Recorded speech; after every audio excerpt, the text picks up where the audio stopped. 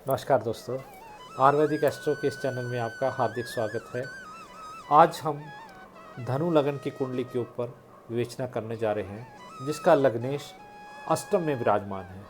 सबसे इम्पॉर्टेंट बात है कि जब लग्नेश अष्टम में विराजमान होता है तो किस प्रकार के फल प्रदान करता है। आज इस कुंडली के ऊपर हम यही चर्चा करने जा रहे हैं। तो आइए हम स्टार्ट करते हैं।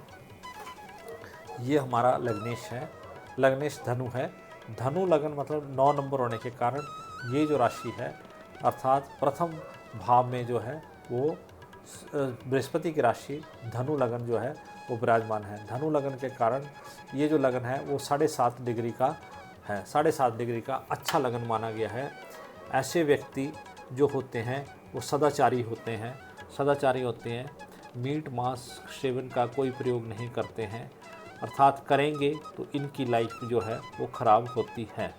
मैं पहले ही सबसे पहले ये कर देना चाहता हूँ कि ऐसे व्यक्ति धार्मिक होते हैं, धार्मिक विचारों के होते हैं, धार्मिक आस्था के होते हैं, दूसरों का परोपकार करने वाले होते हैं, मन के साफ होते हैं, परंतु थोड़ा चंचल होते हैं कि उतावले होते हैं कि मैं ये काम अभी कर लूँ, अभी कर लूँ, अभी कर लूँ, ये भी कर लूँ, वो भी कर लूँ, इस तरीके की प्रवृत्ति होती है।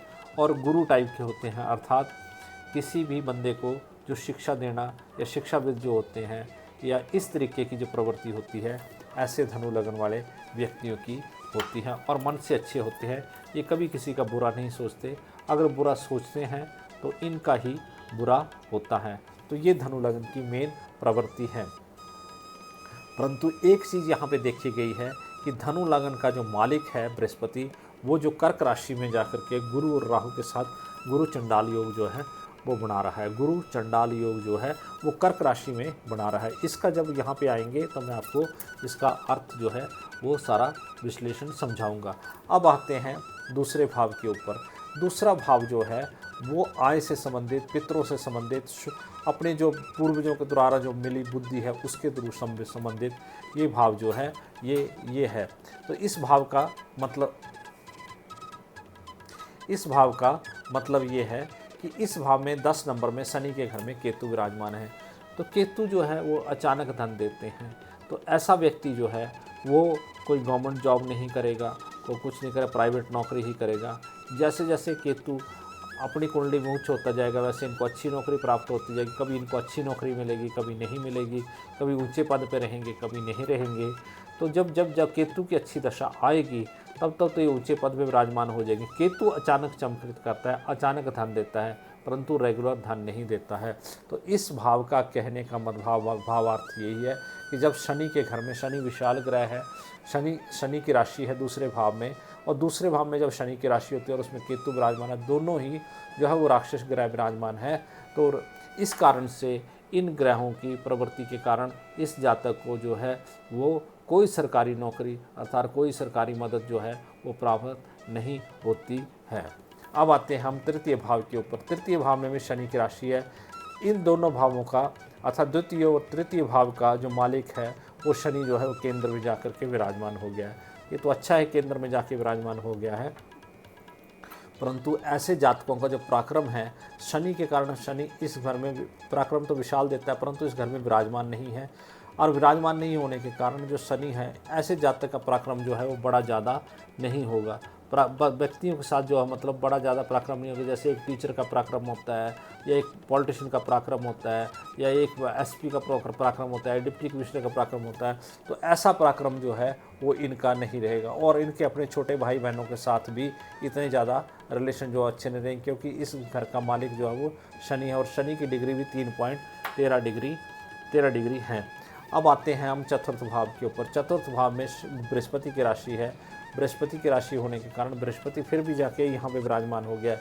यहाँ पे जब बृहस्पति है तो बृहस्पति कोई नेगेटिव फल नहीं देता है। घर से रिलेटेड, पत्नी से रिलेटेड, माता से रिलेटेड, माता के ऊपर हम काम करते हैं। तो इनका माता के साथ और पिता के साथ तो इनका इतना अच्छा रिलेशन नहीं रहा होगा, क्योंकि पिता की डिग्री जो है वो कम है, चंद्रमा की डिग्री बहुत अच्छी है, माता का स्नेह इनके ऊपर ज़्यादा रहा होगा। इस माता का स्नेह ज़्यादा रहा होगा। इस घर में बृहस्पति विराजमान है तो माता के साथ इनके अच्छे रिलेशन रहे होंगे। घर परिवार जो है इनका अच्छा ही रहेगा। अब आते हैं घर परिवार तो अच्छा रहेगा, अपनी इनकी जो सुख समृद्धि है वो भी अच्छी रहेगी। लाइफ में ऊंच नीच तो चलती रहती है, परंतु सुख समृद्धि जो है वो अच्छी रहने वाली है। अच्छा, दूसरे ये आते हैं पंचम भाव में। पंचम भाव सूक्ष्म बुद्धि, इस घर का मालिक मंगल है। मंगल जो है वो यहाँ पे विराजमान हो गया है, तो इसका मालिक यह है कि विद्या में भी व्यवधान रहा होगा। ऐसे व्यक्तियों को विद्या में भी थोड़ा थोड़ा व्यवधान रहा होगा, परंतु ये यहाँ का मंगल जो है वो अच्छा नहीं माना। नहीं मतलब ये पांचवें घर में जो मंगल है, और मंगल जो है वो छठे घर में जब विराजमान हो जाता है तो विद्या तो बंदा ग्रहण करता है, परंतु उसकी विद्या जो है वो इतनी ज़्यादा उसके लाइफ में काम नहीं आती, काम नहीं आती है। कई बार तो वो बड़े उच्च विचार के हो जाते, उच्च विचार प्रदान करता है, परंतु मंगल के कारण जब इस भाव का मानिक अगर यहाँ चला जाता, यहाँ का मंगल अगर यहाँ चला जाता या केंद्र में चला जाता या दूसरे त्रिकोण में चला जाता तो फल देता। तो अगर पंचम भाव का मालिक छठे भाव में चला गया तो खर्चे के भाव में, मतलब ये इसका 12वां भाव हुआ। इस पंचम भाव का जो छठा भाव है वो 12वां भाव होता है, तो खर्चे के भाव में चला गया। तो बच्चों से भी कोई ऐसा अच्छा स्नेह नहीं रहेगा, बच्चों से भी कोई रिलेशन इतने अच्छे नहीं रहेंगे। बच्चे तो अच्छे होंगे, मंगल के कारण अच्छे होंगे, परंतु कष्ट उनसे थोड़ा सा कई बार कष्टपूर्ण जो है व्यवहार रहेगा। मंगल के कारण कष्टपूर्ण व्यवहार रहेगा, जिसके कारण इस घर का मालिक यहाँ, जिसके कारण से टेंशन होने के कारण से कोई बीमारी, कोई ब्लड प्रेशर, हार्ट की प्रॉब्लम जो है वो रह सकती है। क्योंकि इस घर का मालिक जब इसमें चला गया तो इसका कहने का मतलब है कि बच्चों के कारण, बच्चों के से थोड़ा दुखी होके, मन व्याप्त होके जो है वो टेंशन रहने के कारण जो है इंसान को बीमारियां, और बीमारियां भी रक्त संबंधी बीमारियां होंगी, और रक्त संबंधी ही बीमारियां होंगी। और कोई कभी जो है वो मंगल जो बैठा 20.27 डिग्री का, इसके कारण जो बीमारी है वो मंगल से ही रिलेटेड बीमारी हो सकती है। और कभी कभी ये मंगल थोड़े बहुत कर्जे भी देता है। ऐसे दुश्मन जो है वो ख़त्म भी करता है, कर्जे भी ख़त्म करता है। दुश्मनों के लिए मंगल जो है एक सेनापति की तरह यहाँ काम करता है। शुक्र के घर में मंगल विराजमान है। मंगल शुक्र के घर में विराजमान होने के कारण, चंद्रमा के साथ मित्र के साथ विराजमान होने के कारण, मित्र के साथ विराजमान, ये दोनों जो है वो गुरु के ग्रह हैं। पर यहाँ में चंद्रमा भी अच्छा नहीं है, मानसिक शांति को भी खराब करता है। मन में टेंशन रहती है, 24 घंटे टेंशन रहने के कारण इंसान का स्वास्थ्य जो है वो बिगड़ जाता है। चंद्रमा यहाँ पे बैठने के कारण मानसिक टेंशन रहेगी। मानसिक टेंशन रहने के कारण जो है इंसान का स्वास्थ्य खराब रहेगा, उसको ब्लड प्रेशर, हार्ट और रक्त संबंधी ही बीमारियाँ होंगी, और कोई ज़्यादा बीमारी जो है वो नहीं हो सकती है। तो इसका उपाय तो मैं अभी आपको कुंडली की जब विश्लेषण कर लेता हूँ तो उसके बाद बताऊँगा। अब यहाँ पे शनि विराजमान हो गए हैं, बुध के घर में शनि विराजमान था, अर्थात आपके 7वें भाव में शनि विराजमान। तो ये घर विशालता का है, इस पे विशालता का है, इस घर की दृष्टि इसके ऊपर भी है। ऐसे व्यक्ति विशाल होते हैं, अच्छे होते हैं, और ये एक घर में शनि के कारण जो है वो ज़्यादा अच्छा, मतलब विवाह के लिए, विवाह स्थान के लिए भी ऐसे जातक का जो है वो अच्छा नहीं माना गया। परंतु इनकी मैंने कुंडली जो नवांश देखा है तो उसमें पत्नी का स्थान अच्छा है, जिस कारण से इनकी मैरिड लाइफ जो है वो अच्छी रहेगी, मैरिड लाइफ अच्छी रहेगी। परंतु फिर भी विवाह में शनि की जब जब दशा आएगी मैं बताऊंगा, इस दशा में आपको अपनी मैरिज लाइफ से रिलेटेड भी प्रॉब्लम रही होगी। अब आते हैं हम इस भाव के ऊपर। ये भाव जो है गुरु और राहु का, मतलब अष्टम भाव गुरु और राहु का, इसमें कर्क राशि विराजमान है।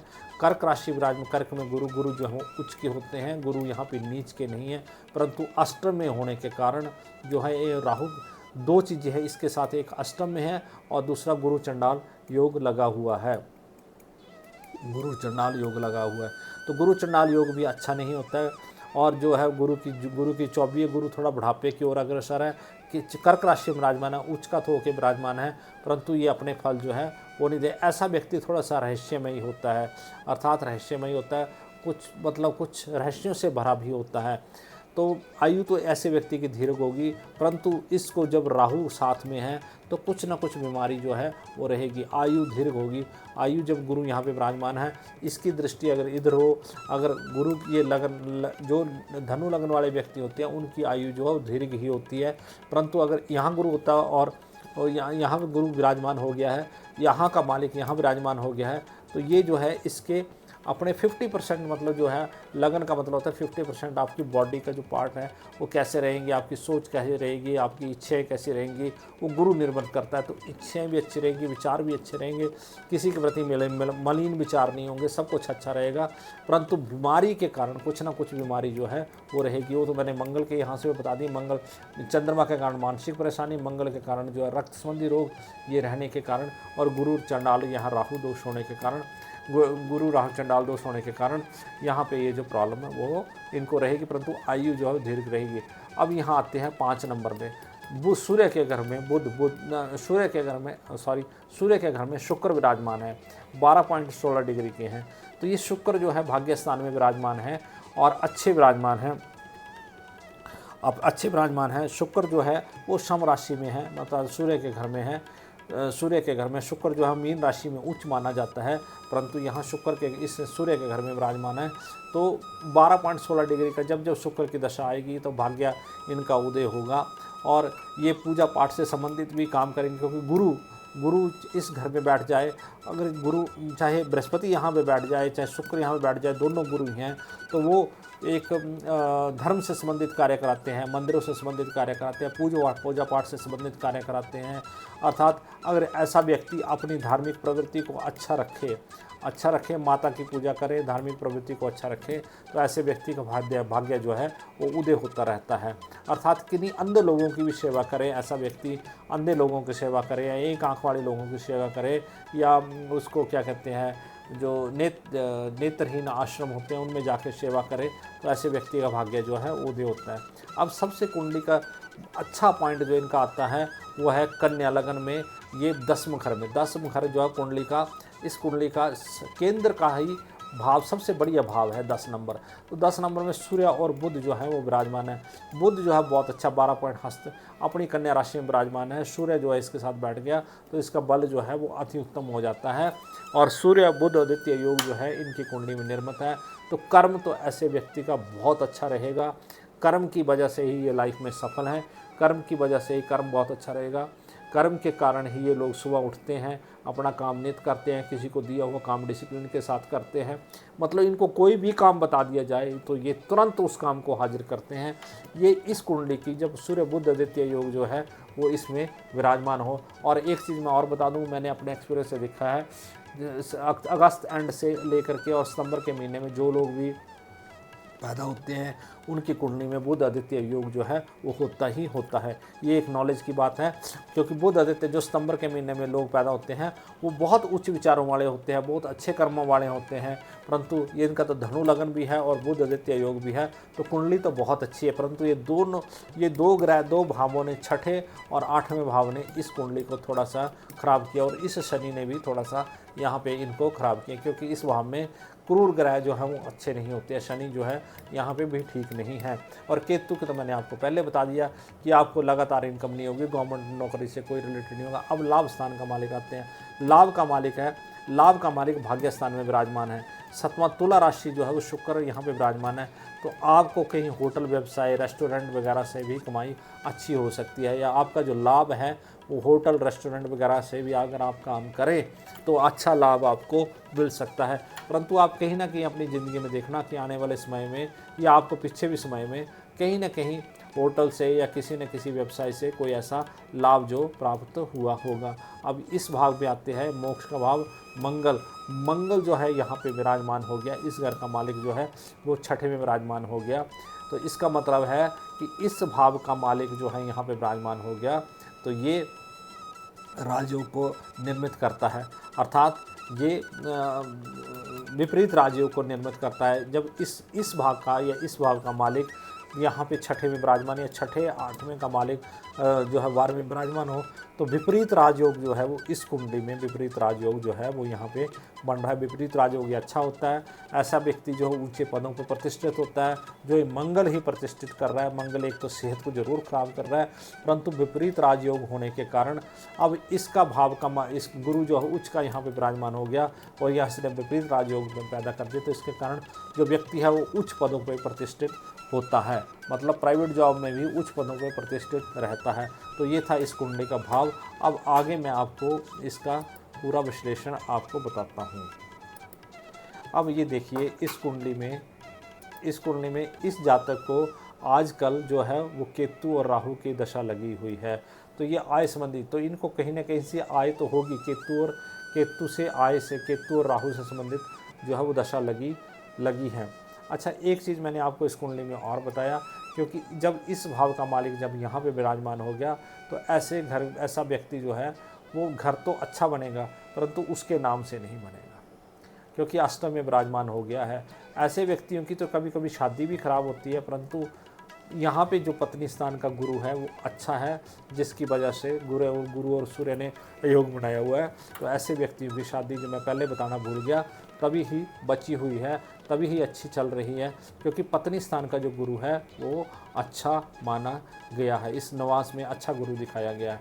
अब ये देखिए इनमें जो है वो इस जातक के जो सूर्य बुध की दशा है वो ही कुंडली में अच्छी जाएगी, बाकी दशाएं इनको इतनी अच्छी नहीं जाएगी, क्योंकि वो सूर्य की होरा में है। जब सूर्य की होरा में दशा होती है तो वो अच्छी नहीं जाती है।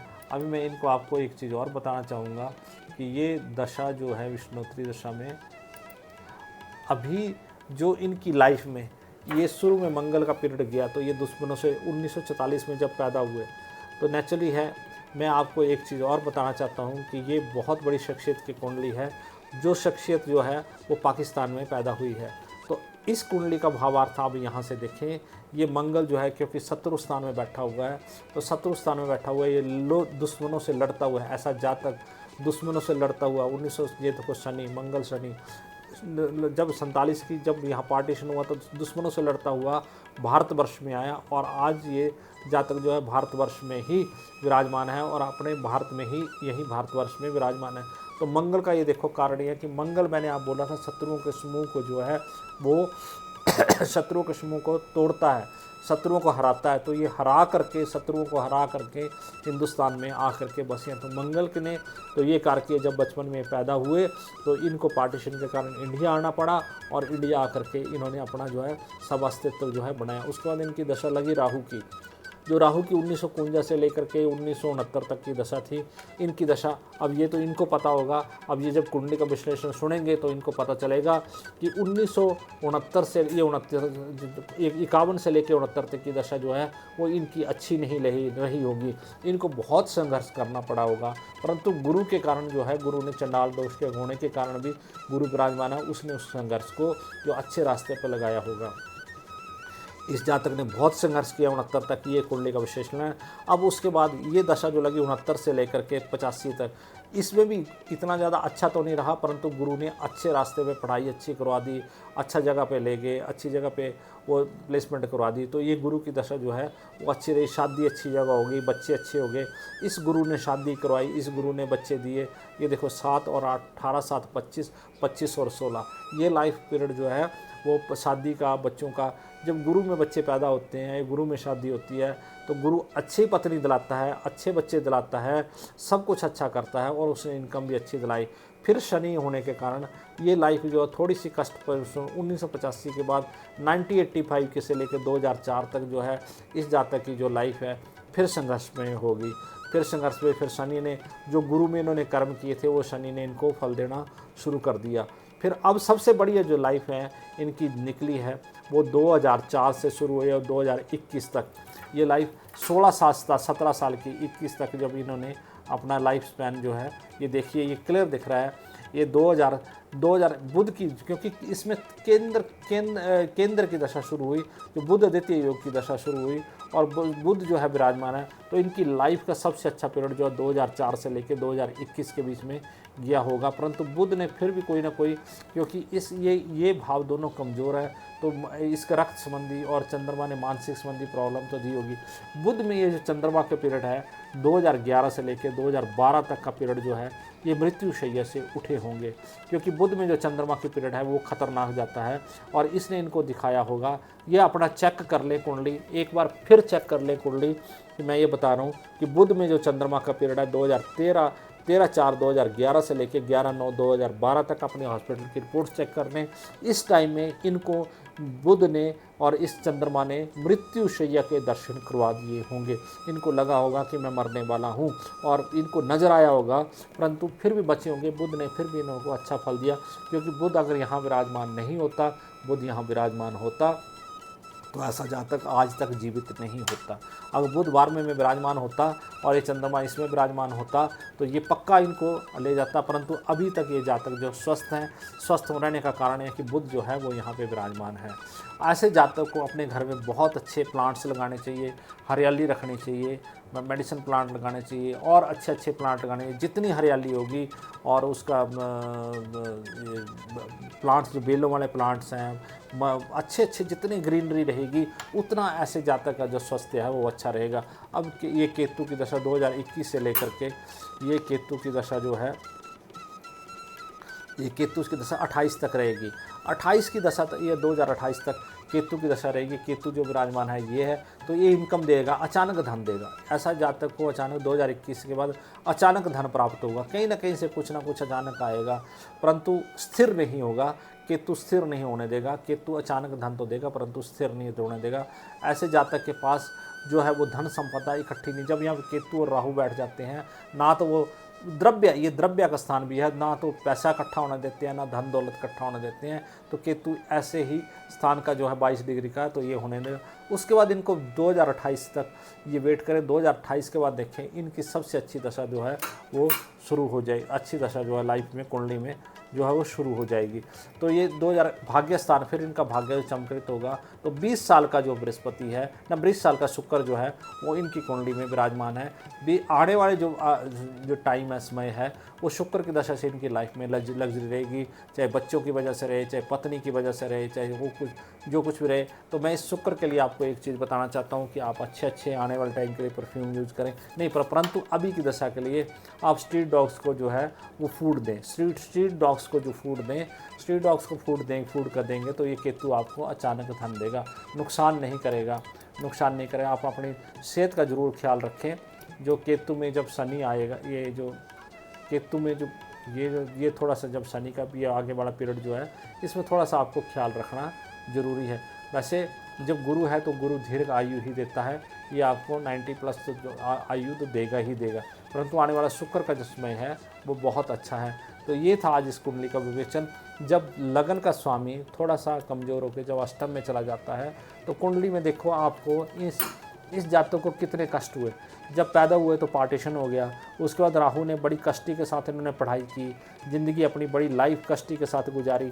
तो जब मंगल और ये शुरू में आ गए तो इन्होंने कष्टी, इस टाइप की जो मैंने कुंडली आज तक विवेचना की है उनमें ये देखा कि जब मंगल में जातक पैदा होता है तो उसको राहु में आने वाले समय में बड़े कष्ट होते हैं।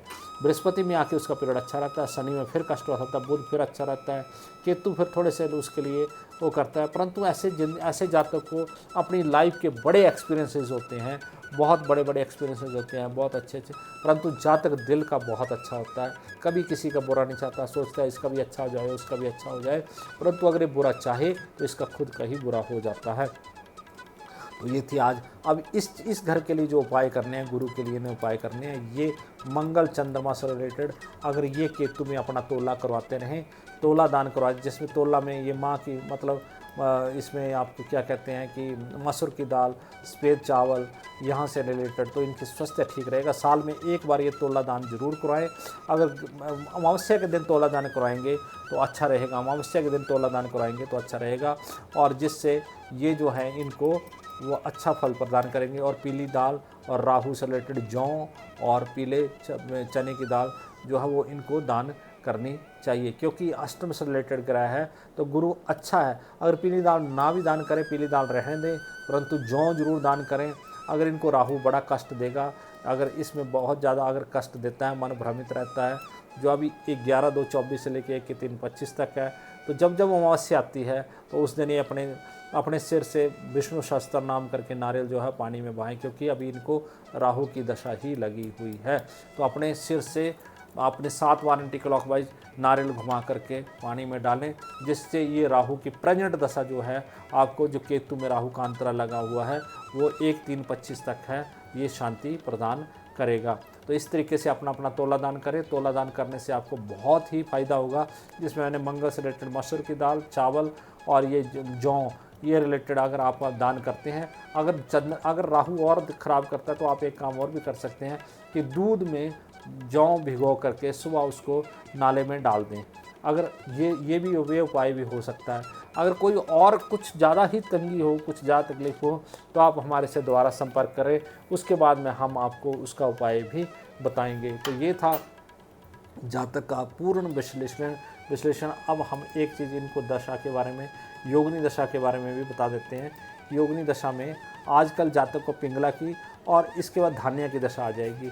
पिंगला की तो 27 तक रहेगी, थोड़ी पीड़ा रहेगी, शरीर में पीड़ा रहेगी, परंतु 20/1/2027 से वेट करें थोड़ा सा, उसका धान्य की दशा आ जाएगी जो बहुत अच्छी रहती है, जिसमें धन धान्य की प्राप्ति होती है और बाकी सब इनके लिए अच्छा है। ये देखिए चंद्रमा इनकी कुंडली में अच्छा, तो मैंने बोला माँ से बहुत स्नेह मिला होगा, माँ ने इनको बहुत कष्टों से पाला होगा, परंतु कष्ट से ये दुश्मनों से बचाया होगा, माँ ने दुश्मनों से बचाया होगा। चंद्रमा 1.36 डिग्री का, गुरु भी अच्छा है, परंतु बाकी ग्रह जो सूर्य भी अच्छा है, इनका सूर्य भी अच्छा है, सूर्य भाग्य स्थान का मालिक है, पर इनकी जो रक्षा की होगी वो माँ ने ही की होगी।